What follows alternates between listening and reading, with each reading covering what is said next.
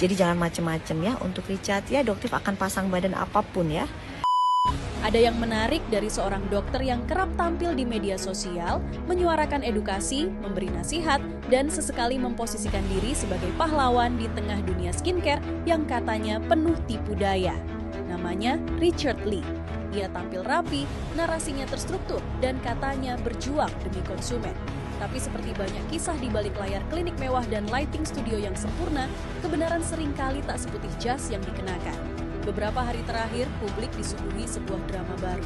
Di salah satu unggahan media sosial milik Richard, muncul berita tentang seorang sahabat lama dari seorang figur lain, Doktif. Bukan kebetulan berita itu muncul di saat tensi memanas.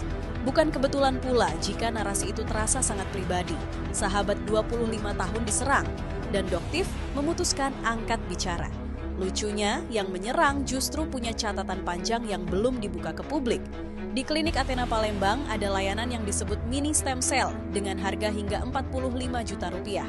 Namun setelah ditelusuri, treatment itu bukan stem cell, melainkan sekretop, bahan yang harganya di pasaran berkisar 1,5 sampai 3 juta rupiah.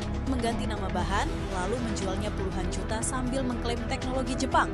Itu bukan strategi, itu manipulasi medis, dan ketika hal semacam ini dibalut citra edukatif dengan dukungan media-media buzzer yang diduga dikendalikan demi menyerang kompetitor atau mereka yang tak tunduk, maka pertanyaannya bukan lagi apa yang dijual, melainkan siapa sebenarnya yang sedang dijual. Kepercayaan publik tidak dibangun dari followers, endorsement, atau klinik ber-AC. Kepercayaan dibangun dari kejujuran yang tidak dipoles kamera.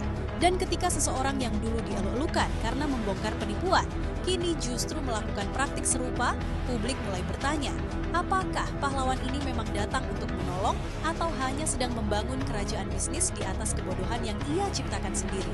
Karena pada akhirnya menjual harapan palsu dengan harga puluhan juta bukan lagi sekadar bisnis. Itu penipuan yang disterilkan. Dan sebaik apapun kamu mainkan peran sebagai dokter, jika kejujuranmu hanya hidup di caption, publik akan tetap melihatmu bukan sebagai penyembuh, tapi sebagai gejala yang perlu ditindak.